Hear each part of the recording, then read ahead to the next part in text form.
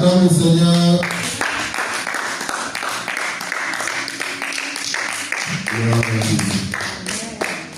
Que le Seigneur soit béni. Amen. Que le Seigneur soit béni. Nous allons lire ce passage dans le livre de Romains, la servante de Dieu Naomi. Si vous pouvez nous lire ce passage. Dans le livre de Romains, chapitre 6, les versets 1 à 14.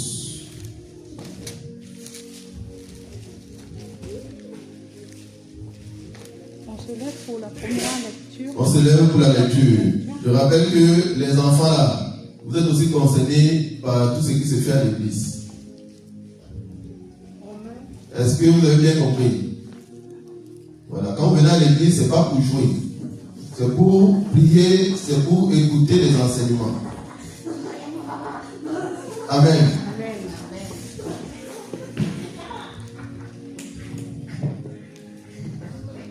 On va suivre sa tête. Amen. Les enfants, quand vous venez à l'église, c'est pour écouter, c'est pour chanter, c'est pour adorer le Seigneur. Et c'est pour écouter la parole. Vous ne venez pas vous balader. Amen. On ne vient pas en balade ici. On vient pour adorer le Seigneur. Providence, j'ai déjà compris. Emmanuel, j'ai déjà compris. Voilà. Soyez concentrés. Parce que les enseignements qu'on donne, ça vous concerne aussi. Amen. Amen. Gloire à Jésus. Romains chapitre 6, versets 1 à 14.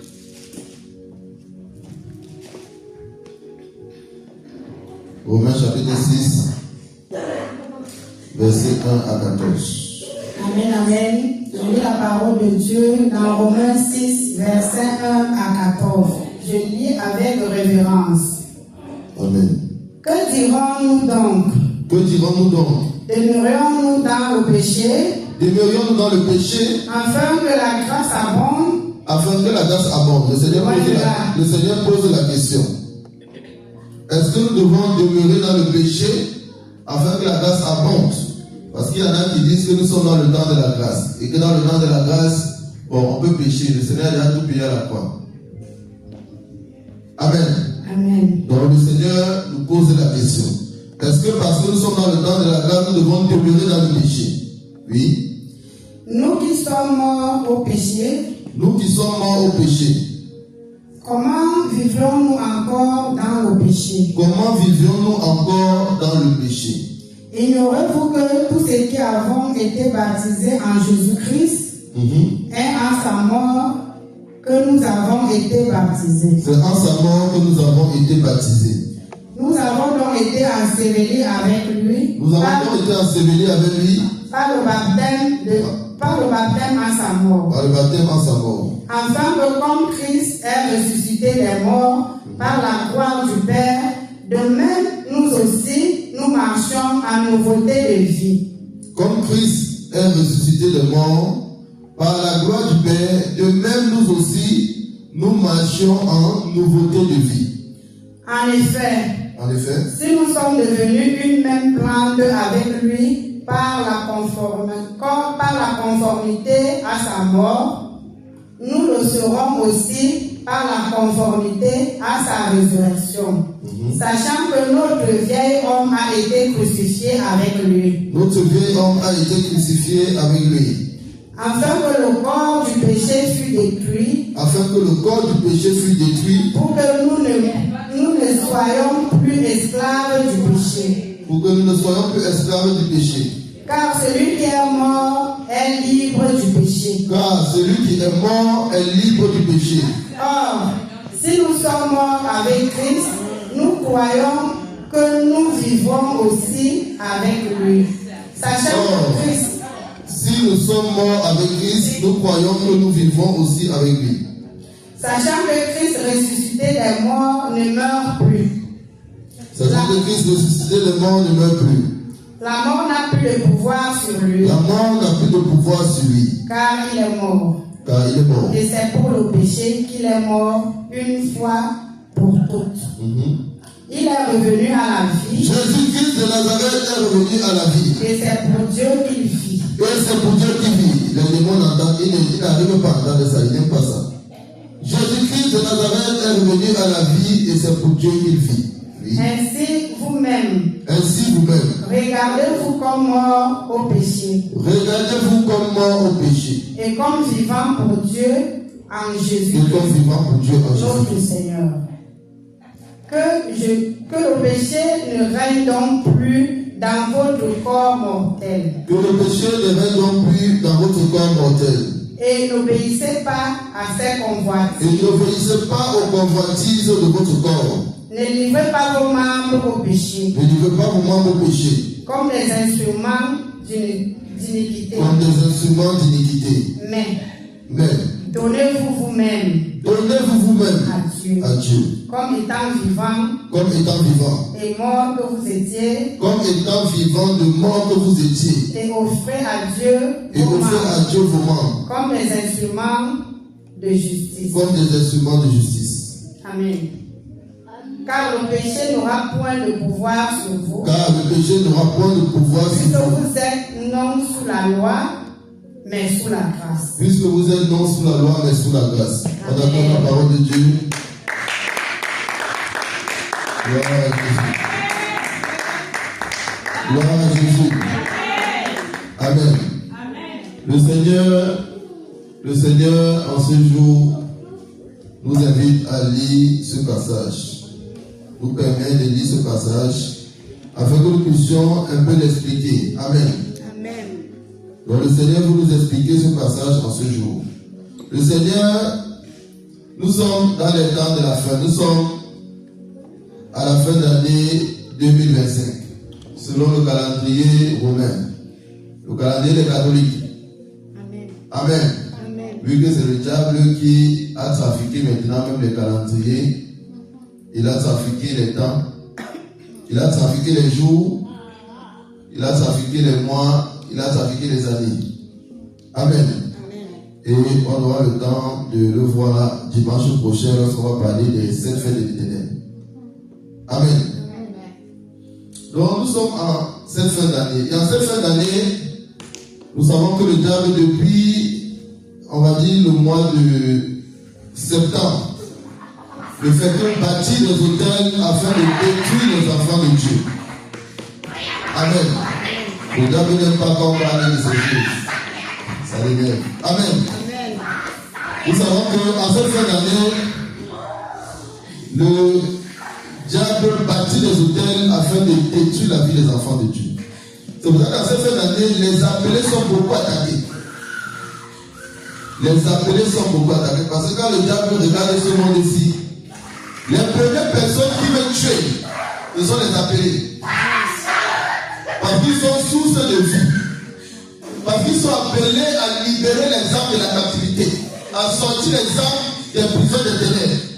Parce qu'ils sont appelés à gagner les âmes pour le ciel. Amen. Mais le Seigneur nous parle de la mort dans ce passage. C'est vrai que le diable veut la mort des appelés, il veut la mort des enfants de Dieu. Mais le Seigneur Jésus, lui aussi, il veut notre mort. Je ne sais pas si on se comprend. Est-ce qu'on se comprend? Le Seigneur Jésus veut aussi notre mort. Mais le Seigneur veut que nous mourons au péché. Amen. Le Seigneur veut que nous mourons au péché. Parce que c'est le seul moyen par lequel le diable ne peut pas nous tuer. Si nous-mêmes nous mourons, on ne peut plus mourir. Je ne sais pas si on se comprend. Si nous-mêmes nous mourons de la mort que le Seigneur nous demande, on ne peut plus mourir de la mort que le diable veut. Amen. Est-ce qu'on se comprend? Amen. Pour maintenant, tu comprends. Tu as été délivré par le Seigneur. Donc maintenant, tu dois comprendre, bien comprendre la parole de Dieu pour savoir comment marcher selon la parole de Dieu. Amen. Amen. Afin que le diable ne vienne pas œuvrer dans ta vie pour te faire mourir. Donc il faut bien comprendre la parole de Dieu chaque fois que tu viens à l'église. Amen. Amen. Donc je disais, en cette fin d'année, le diable veut la mort de tous les enfants de Dieu. Mais en cette fin d'année, le Seigneur aussi veut que nous mourons. Amen. Il faut qu'on comprenne bien ce que le Seigneur nous demande. Le Seigneur veut que nous mourons au péché. Parce que c'est le péché qui permet au diable d'entrer dans nos vies. C'est le péché qui ouvre les portes de notre corps. Quand on dit que les portes de notre corps qui s'ouvrent et les démons ont accès pour entrer dans notre corps et nous posséder. Amen. Amen. Mais le Seigneur commence ce passage du livre de Romains chapitre 6 en posant une question. Il dit, parce que nous sommes dans le temps de la grâce. Le temps de la grâce, c'est le temps qui a démarré à partir de la descente du Saint-Esprit, la première descente du Saint-Esprit, l'effusion du Saint-Esprit, après la mort du Seigneur Jésus-Christ. Amen. Lorsque le Saint-Esprit est descendu sur la terre, le temps de la grâce a commencé. Donc nous sommes dans le temps de la grâce. Mais le Seigneur nous pose une question. Il dit, est-ce que nous devons demeurer dans le péché afin que cette grâce abonde? Est-ce que parce que nous sommes dans le temps de la grâce, nous devons demeurer dans le péché? Est-ce que parce que nous sommes dans le temps de la grâce, on a dit le Seigneur Jésus, il a tout payé à la croix, on peut pécher, on peut entrer dans l'impudicité, on peut être dans le concubinage, on peut draguer les filles, on peut avoir des copains, des copines, on peut faire ce qu'on veut. Amen. Amen. Mais le Seigneur répond en nous disant que sachant que notre vieil homme a été crucifié avec Christ, afin que le corps du péché fût détruit, pour que nous ne soyons plus esclaves du péché. Car celui qui est mort est libre du péché. Amen. Donc le Seigneur nous invite à être libres du péché, à ne plus être esclaves du péché. Le Seigneur nous invite à mourir. On va dire qu'il passait du dehors, il demande aux gens de mourir. C'est un sorcier. Amen. Amen. Le Seigneur nous invite à mourir. Notre chair doit mourir comme Christ. La chair de Christ a été morte à la croix. Notre chair doit mourir. Parce que la parole de Dieu dit que quand Christ a été crucifié à la croix, quand il est mort à la croix, il a vaincu la mort et il est ressuscité. Et la parole de Dieu nous dit ici que Christ étant ressuscité, il ne peut plus mourir. Si nous mourons, nous ne pouvons plus mourir comme Christ. Il va nous expliquer. Amen. Si nous mourons au péché, le Seigneur dit dans sa parole, comme l'apôtre Paul le disait, que la mort pour lui est un gain. Et d'ailleurs même le Seigneur, quand il parle de ses véritables enfants, il ne parle pas de la mort. Il ne dit pas qu'on est mort, il dit on va au lieu de repos. On va se reposer. Mais on ne peut pas. Amen. Parce qu'en réalité, un véritable enfant de Dieu a la vie éternelle. Amen. Un véritable enfant de Dieu, lorsque le souffle de vie le quitte cette terre, le Seigneur lui donne un corps glorieux et il va rejoindre le Seigneur. Et il vit éternellement. C'est pour ça que le Seigneur dit que si nous mourons à nous-mêmes, si nous mourons au péché, nous n'allons plus mourir quand Christ n'est pas mort après être ressuscité. Donc le Seigneur fait que nous aussi nous puissions ressusciter. Que le vieil homme n'a puisse véritablement nous quitter et que l'homme nouveau prenne place. Or, l'homme nouveau, c'est qui? C'est notre être qui obéit à la parole de Dieu. C'est notre être qui doit maintenant marcher selon la parole de Dieu. Sœur Marie-Isabelle, est-ce que tu comprends?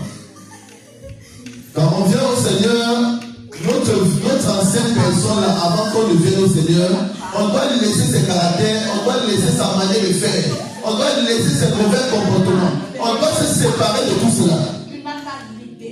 Amen. On doit se séparer de tout cela. Afin que l'homme nouveau maintenant démarre une nouvelle vie en Christ. Mais nous savons que tant que tu n'es pas délivré, c'est compliqué de démarrer une réelle nouvelle vie. C'est-à-dire qu'une vie dans la sanctification. Parce que le Seigneur dit dans 1 Thessaloniciens chapitre 5 verset 23 que le Dieu de paix vous sanctifie lui-même. C'est-à-dire que c'est le Saint-Esprit en nous qui donne la capacité de réellement nous sanctifier, de réellement avoir une vie agréable à Dieu. Amen. Le Seigneur dit ressuscité des morts par la gloire du Père, de même nous aussi marchons en nouveauté de vie.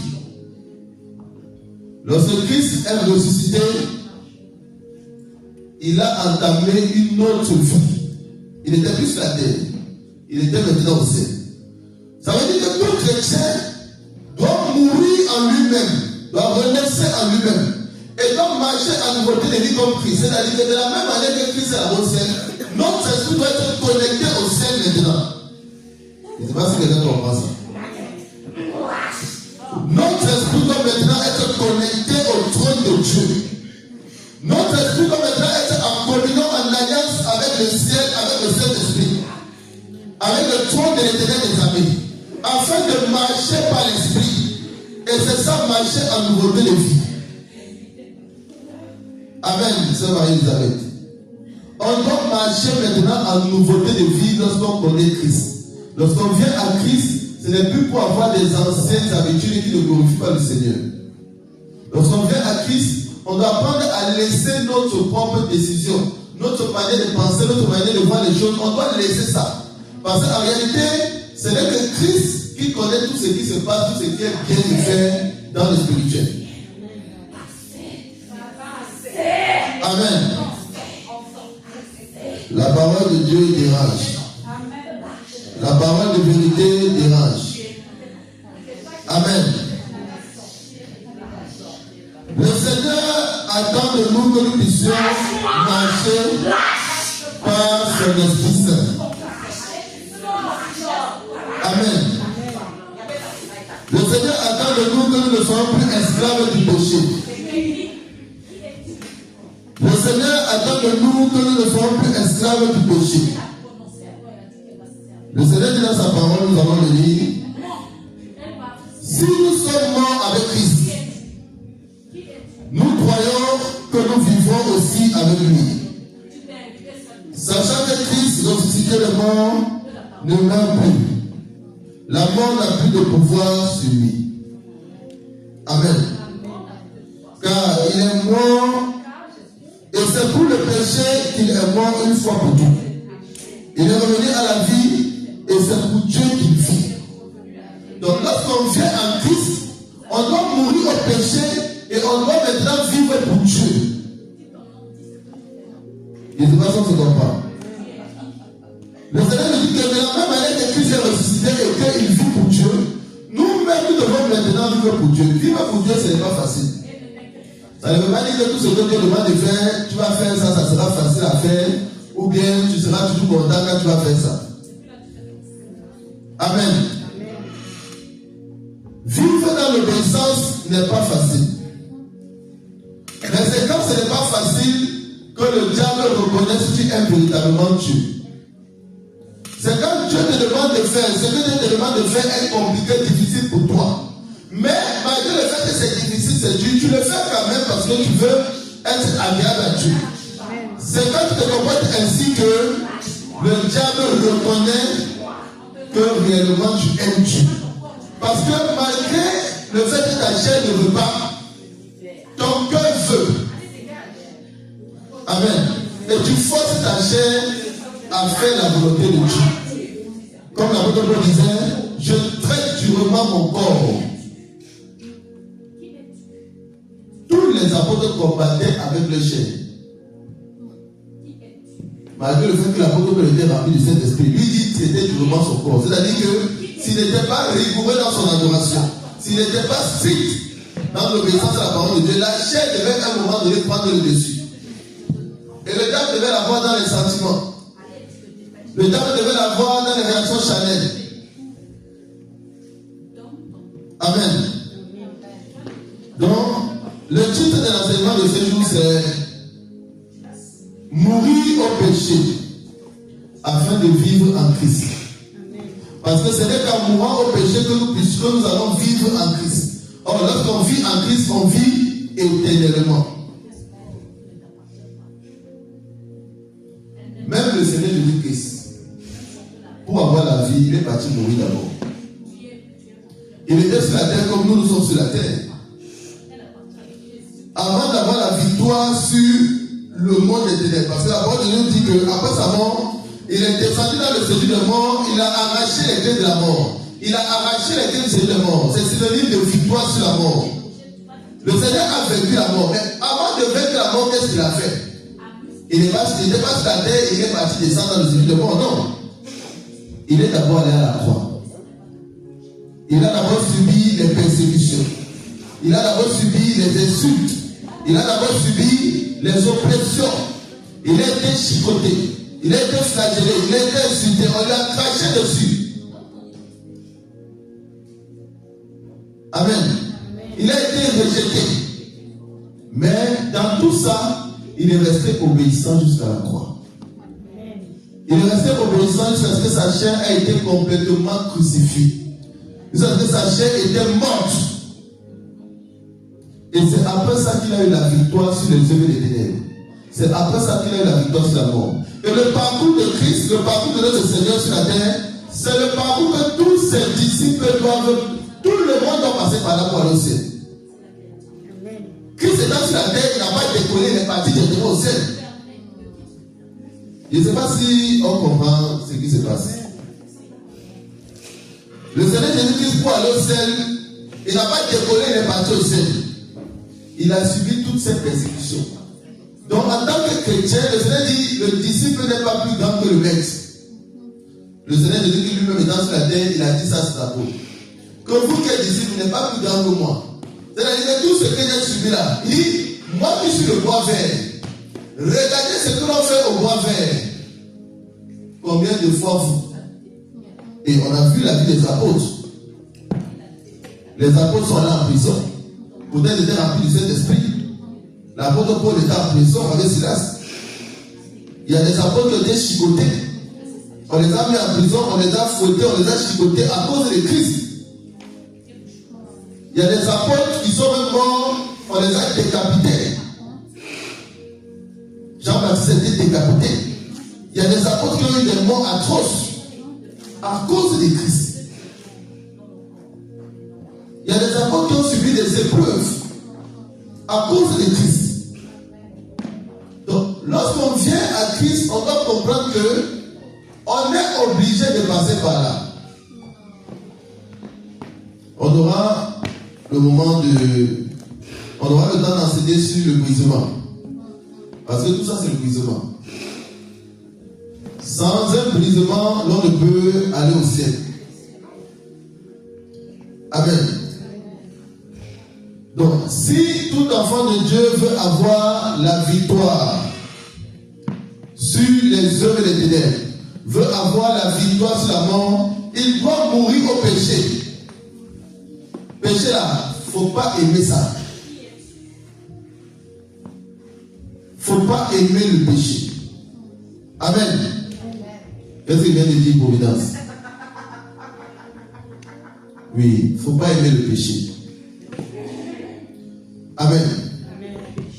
Donc tout ce qui est péché ne doit pas être dans la vie d'un enfant de Dieu. Amen. Le Seigneur Jésus-Christ nous aime. Et le Seigneur Jésus-Christ a tout expliqué dans sa parole. Mais le problème c'est que pour les enfants de Dieu c'est compliqué de pratiquer. Or le Seigneur dit dans le livre de Jacques chapitre 1 le verset 22, ne vous bornez pas. On va étudier ce passage.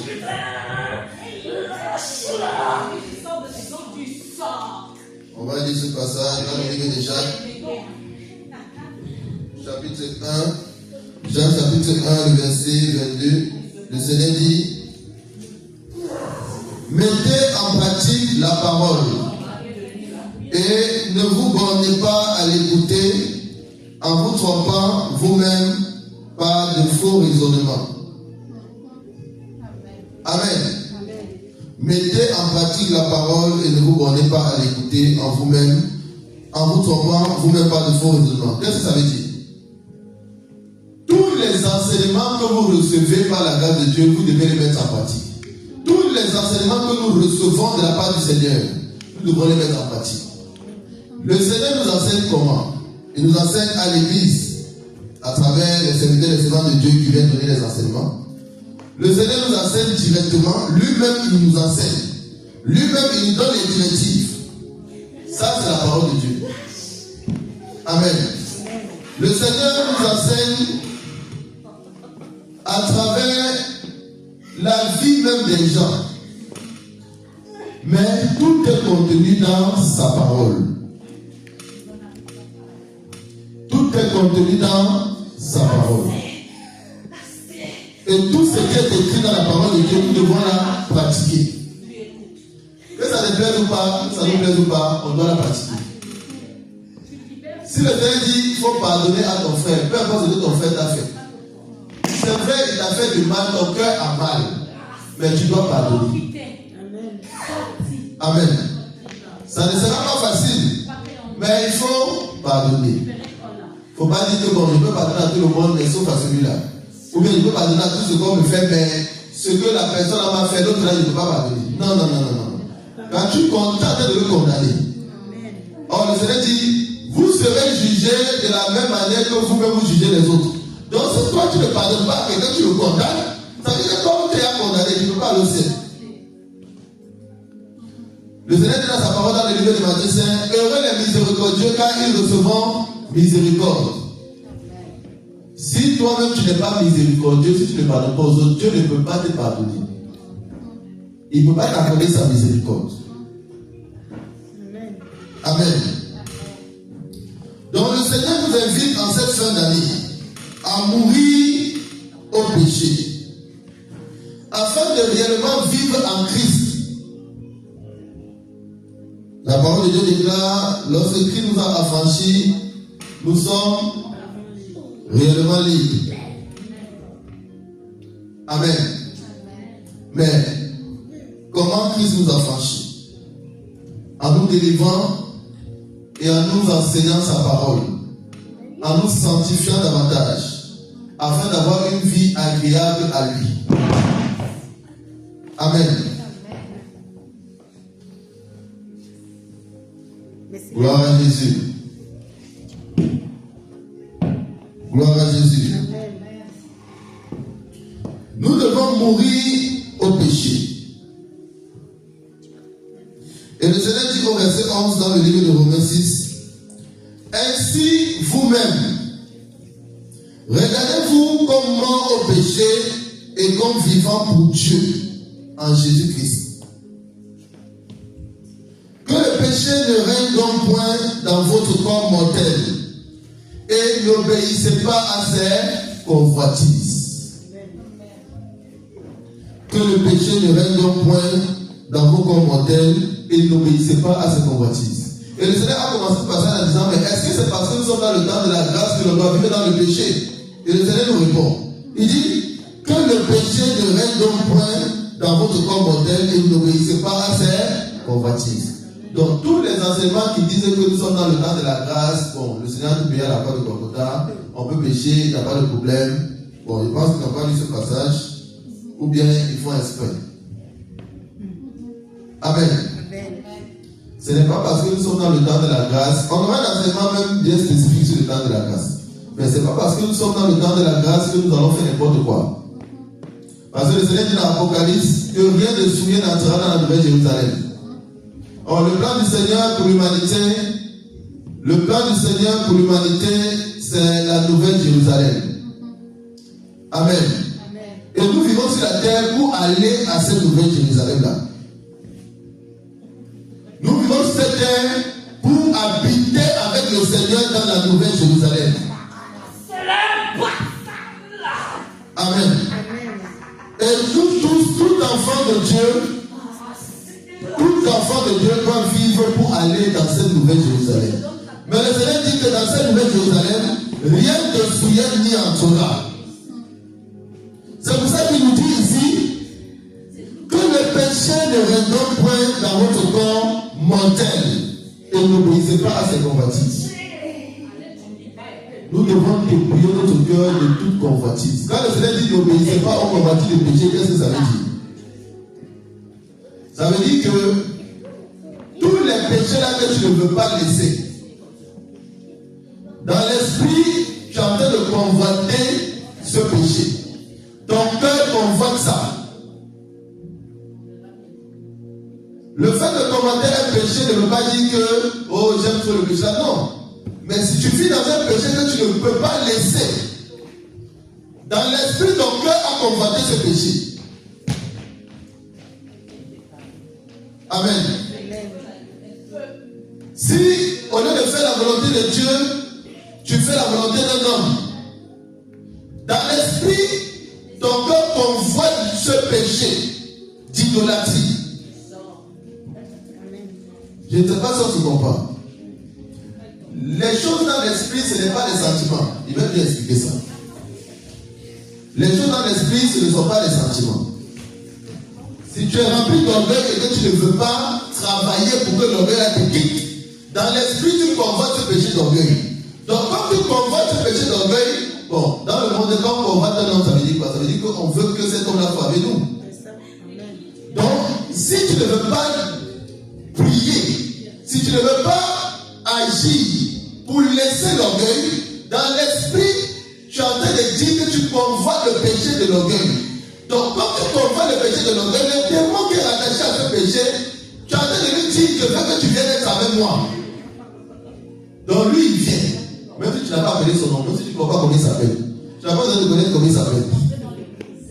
Tu n'as pas besoin de dire, démon, il faut venir. Mais ton attitude l'appelle et ton attitude dans le spirituel est considérée comme une convoitise. Je ne sais pas si on se comprend. C'est pour ça que quelqu'un peut même être délivré, mais avec l'orgueil là, il est bien possédé. Les esprits reviennent. Quelqu'un peut même être délivré, mais il manifeste l'idolâtrie. À cause de son enfant, il ne veut plus venir à l'église. À cause de son mari, il ne veut plus venir à l'église. C'est l'idolâtrie. Les démons te possèdent. Parce que dans l'esprit, tu convoites l'idolâtrie. Les démons qui sont cachés derrière l'idolâtrie. Quelqu'un peut même être délivré dans le Saint-Esprit. Mais il manifeste un certain comportement de rébellion, de désordre. Même dans la maison du Seigneur, même dans le Seigneur peut me laisser que le diable te repossède alors que tu es en train de le servir. Mais parce que tu ne veux pas respecter l'ordre que Dieu a établi dans l'église. Donc tout péché que nous manifestons dans l'esprit, c'est considéré comme notre cœur convoite ce péché-là. Donc le démon rattaché à ce péché, il va venir être avec nous. C'est pour ça que le Seigneur nous demande de nous séparer du péché. Même si ça ne te plaît pas, il faut t'en séparer. Parce que tu risques, c'est ta vie que tu es en train de risquer. Tu es en train de jouer avec ton âme. Et respecter la parole de Dieu, ce n'est pas les sentiments. Les choses spirituelles, ce n'est pas les sentiments. La parole de Dieu, c'est oui et amen. Quand Dieu dit, tu dis oui et tu fais. Ça peut te faire du mal. Ça peut faire du mal à ton prochain ou à tes enfants. Mais tu pratiques la parole de Dieu. Amen. Tu pratiques la parole de Dieu. La parole de Dieu est non négociable. Dieu ne négocie avec personne. Il dit dans sa parole, il ne fait accession de personne. Donc, peu importe l'onction que Dieu a déposée sur toi, même si Dieu a dit que c'est à travers de toi qui va délivrer tout le monde entier, si tu n'obéis pas à sa voix, si tu n'obéis pas à sa parole, les démons vont venir te posséder et c'est le diable qui va t'utiliser. C'est le diable qui va faire ce qu'il veut dans ta vie. Amen. Peu importe l'onction que Dieu a déposée sur toi, Dieu ne fait accession de personne. Si même l'apôtre Paul lui-même là, il disait qu'il doit accepter durement son corps parce qu'il a peur d'aller en enfer là. C'est pas nous qui allons venir dire que bon, nous on peut faire n'importe quoi.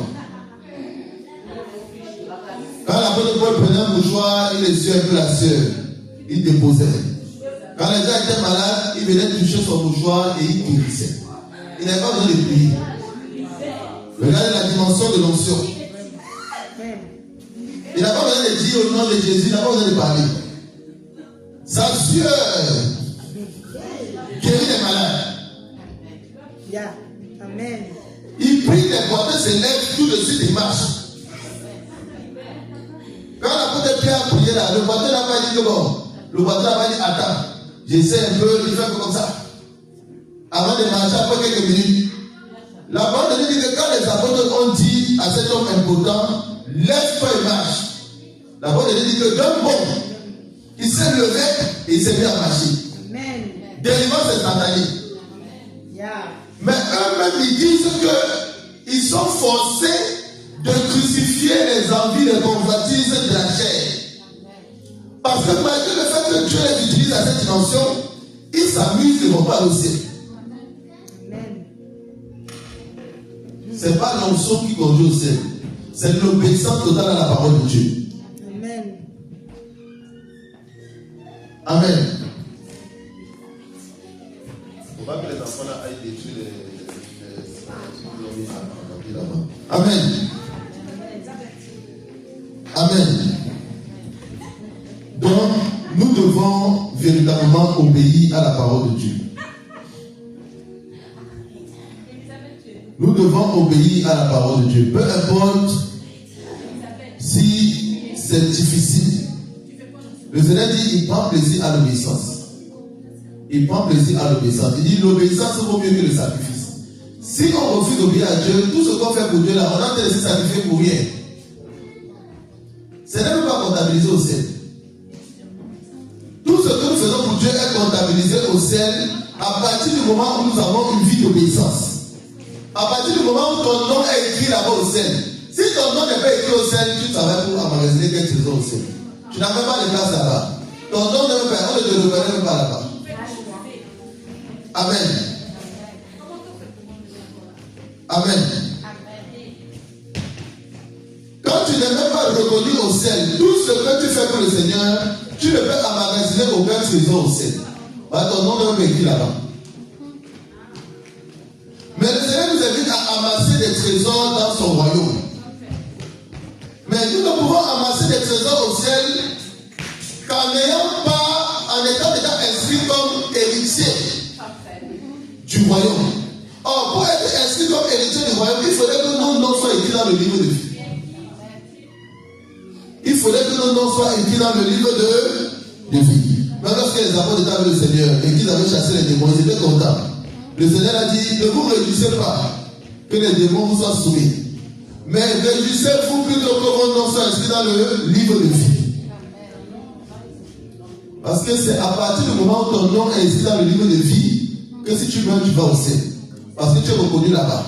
Parce que ta chaise a été préparée là-bas sur la table des noces. Parce que le Seigneur nous dit, il y aura un grand festin. Et chaque enfant de Dieu qui a son nom inscrit dans le livre de vie, il a sa chaise qui a été placée sur la table avec son nom. Et l'ange, il y a un ange derrière la chaise. Et quand cet enfant de Dieu pêche, l'ange recule sa chaise. Quand il pêche, l'ange recule sa chaise. Pendant qu'elle a recule sa chaise, le Saint-Esprit le signale sur la terre. Attention, il faut te repentir. S'il ne se répand pas, l'ange recule la chaise. Et s'il continue, s'il se répand, il invoque le sang de Jésus, le sang de le nettoie, l'ange vient remettre sa chaise. Mais s'il continue dans son péché et ne se répand pas, le Saint-Esprit le quitte et que le possède, l'ange retire sa chaise. Et l'ange, la chaise est partie, il n'a plus sa place. Et son nom est effacé du livre de vie. Voilà, c'est comme ça que ça se passe.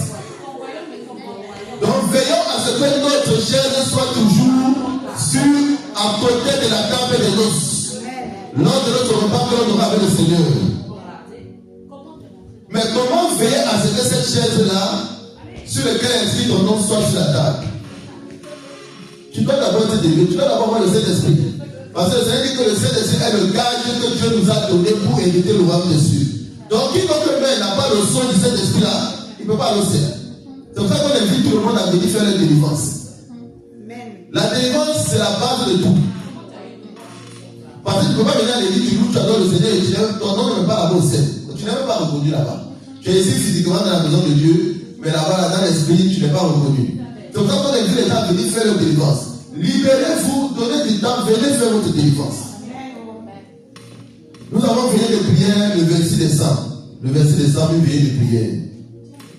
Prière de délivrance et combat spirituel. De 20h à l'heure. J'espère que la semaine de Dieu pourra être là. Mais après la veille de prière, même, on a un temps de délivrance. La semaine qui suit là, c'est une semaine de délivrance. Donc, si tu es disponible, il faut venir, tu fais ta délivrance. C'est important. Parce qu'on vient dans la maison du Seigneur, c'est pour aller au ciel. Ce n'est pas pour venir et après le diable encore, Dieu va dire, il nous a jamais connus. Non. On vient dans la maison du Seigneur pour aller au ciel. Amen. On vient dans la maison du Seigneur pour aller au ciel. Et il est important, lorsqu'on vient dans la maison du Seigneur, de passer d'abord par un temps de délivrance. Tous les servants de Dieu qui sont là, quand ils sont arrivés, c'est d'abord la délivrance. D'abord la délivrance. Quand la servante de Dieu m'a dit, d'abord la délivrance. Tout le monde, d'abord la délivrance. Parce qu'on vient pour recevoir les bénédictions de la part du Seigneur. Quand tu viens dans la maison de Dieu, c'est pour recevoir les bénédictions. Tu n'as pas venir dans la maison de Dieu pendant que Dieu veut te bénir, le diable arrache ça parce qu'il dit que non, toi tu l'appartiens. Donc tout ce que Dieu te donne, lui là le droit, il a ses droits dessus. Et il va arracher les bénédictions. Or, quand on vient dans la présence du Seigneur, Dieu doit nous bénir en abondance. C'est vrai que Dieu peut te bénir, même si tu es toujours possédé, mais le but c'est d'être toujours béni par le Seigneur. Et que le diable n'ait aucun droit sur tout ce que Dieu nous donne, tout ce qui nous appartient. Le but c'est que nous ayons une place à la table des noces, de par notre délivrance, de par notre vie en Christ. C'est pour ça que le Seigneur nous invite à mourir au péché et de vivre en Christ, afin de maintenir notre chaise sur la table des noces. Amen. De par notre délivrance, nous avons une place sur la table des noces. Maintenant, de par notre vie, mourir au péché et vivre en Christ, vivre dans la sanctification, nous maintenons notre chaise à la table des noces. Amen. Si on pêche, dès qu'on pêche, on se répand. On évoque le sang du Seigneur qui vient nous nettoyer, qui vient laver notre robe spirituelle. Et notre chaise est repositionnée. L'alliance est renouée avec le Seigneur. Et la chaise est repositionnée sur la table au niveau de la table de noces. Voilà ce qui se passe dans l'esprit. Donc nous devons veiller à ce que notre chaise soit toujours à la table des noces. En mourant au péché. Amen. En mourant au péché, nous devons veiller à ce que notre chaise reste sur la table des noces. En faisant la volonté de Dieu. En ayant une vie de sanctification. En ayant une vie de pureté. Amen. C'est très important. Donc j'invite véritablement notre sœur vraiment de trouver le temps pour sa délivrance. C'est important. C'est vraiment important. On doit tous, lorsqu'on vient dans la maison du Seigneur, on doit tous avoir notre place à la table des noces. Et on doit maintenant veiller à ce que notre chaise soit gardée au niveau de la table des noces. C'est très important. On ne vient pas à l'église pour aller en enfer, non. Dans la maison du Seigneur, c'est pour recevoir la vie. Et la vie que nous recevons dans la maison du Seigneur, c'est la vie éternelle. C'est pour ça que le Seigneur met tout à disposition. Il met la délivrance à disposition. Il met l'enseignement à disposition qui va nous aider à marcher en nouveauté de vie. Parce que pour marcher en nouveauté de vie, il faut connaître ce que le Seigneur veut. Il faut connaître comment le Seigneur nous demande de marcher. C'est pour ça qu'il met le véritable enseignement à notre disposition. Mais n'écoutons pas la chair. N'écoutons pas notre manière d'être. Notre manière, la manière dans laquelle nous marchions avant Christ. N'écoutons pas ces comportements d'avant Christ. N'écoutons pas ces pensées d'avant Christ. Non. Marchons en nouveauté de vie. Soyons renouvelés par la parole de Dieu. Que la parole de Dieu renouvelle notre intelligence. Que la parole de Dieu nous permette de voir les choses autrement. Pour travailler à notre salut. Amen. Même si c'est compliqué, même si ce n'est pas facile, pratiquons la volonté de Dieu. Et demandons au Seigneur de toucher nos cœurs afin que nos cœurs soient apaisés. Afin que nos cœurs soient apaisés. Mais lorsqu'on obéit au Seigneur, le Seigneur apaise nos cœurs. Cherchons notre délivrance, marchons en nouveauté de vie. Mourons au péché. Respectons les directives données par les hommes de Dieu. Respectons les directives données par les responsables. Écoutons les enseignements que le Seigneur donne à travers les responsables. Et pratiquons ces enseignements afin de garder notre chaise à la table des noces. On aura un enseignement sur la table des noces pour comprendre dans les détails ce qui se passe. Amen. Que le Seigneur bénisse. On va se lever, on va acclamer le Seigneur.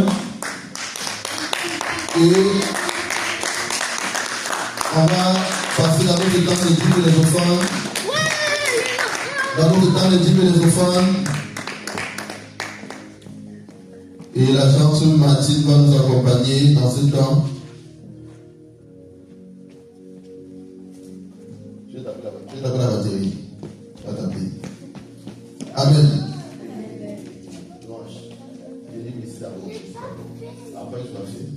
Après, tu vas taper la batterie. Va t'asseoir, c'est moi DJ Blanche. Oui. Mathilde va nous accompagner dans un chant. Pour nous apportons nos offrandes à tes pieds, ô divin roi. Nous apportons nos offrandes, car tous nos biens sont à toi seul et en tout temps. Voici nos présents. Bénis-les, ô Jésus. Bénis-les, ô Jésus. Reçois-les, ô Jésus. Reçois-les, ô Jésus. Voici nos présents. Bénis-les, ô Jésus. Reçois-les, ô Jésus. Car tous nos biens sont à toi et en tout temps. Voici nos présents. Bénis-les, ô Jésus. Reçois-les, ô Jésus. Gloire à Jésus. Reçois-les, ô Jésus. On va terminer le culte pour prier pour notre soeur. C'est bien parce que nous avons encore 30 minutes. Ça fait 30 minutes de bombardement. Amen. Donc, nous avons notre programme de veillée de prière le 26 décembre. La veillée de prière le 26 décembre. La semaine de Dieu, Normie peut rejoindre la semaine de Dieu pour prier. Nous avons notre veillée de prière le 26 décembre. De 20 à l'aube, veillée de prière de délivrance et combat spirituel. Voilà, c'est un temps vraiment très important. Ça sera un temps puissant. Un temps de feu et de puissance. Un temps de démonstration de la puissance de Dieu. Amen. Voilà, il est important que nous tous soyons là pour cette veillée le 26 décembre. Et comme je disais, après cette veillée, il y aura la semaine qui suit là, c'est une semaine de délivrance. Donc, si vous pouvez venir pour votre délivrance, venez pour la veillée et vous restez jusqu'à toute la semaine d'après, jusqu'au samedi ou le dimanche après le culte. Là, vous pouvez retourner. Voilà, pour justement passer par un programme de délivrance afin que le Seigneur puisse totalement vous libérer. Amen. C'est vraiment très important. Que le Seigneur soit béni. Je veux prier pour la fin. Béni sois-tu, Père éternel, béni sois-tu de gloire, béni sois-tu, Seigneur Jésus. Je te bénis, je te loue, je te glorifie, Seigneur, pour ce temps de culte que nous avons passé dans ta présence. Je te bénis pour la vie de chacun ici en ce lieu, Père éternel. Seigneur, continue de descendre ton feu et ta puissance afin d'agir, Seigneur Jésus, en ce lieu. Éternel, je te prie de veiller sur chacun de nous, Seigneur Jésus. Pour la journée de lundi, mardi, mercredi, jeudi, vendredi, samedi. Protège-nous, Père éternel, conduis-nous, Seigneur, dans ta volonté. Aide-nous à mourir au péché, afin de vivre en Christ. Aide-nous, Seigneur, à nous écarter et nous éloigner de toute forme de convoitise, afin, Seigneur Jésus, de vivre en nouveauté de vie. Éternel, que ton esprit nous conduise au-devant de toutes choses. Seigneur, tu nous protèges, tu marches devant de nous, tu marches derrière nous, tu nous as tout de ton feu de ta puissance. Que ton amour céleste nous accompagne, Père éternel. Et que nous puissions véritablement nous séparer totalement du péché. Agis afin que dimanche, Père éternel, nous nous retrouvons en ce lieu et que nous continuons de t'adorer et de te louer à l'esprit en vérité. Que toute la gloire te revienne, Seigneur Jésus, au nom tout puissant de Jésus. On acclame le Seigneur.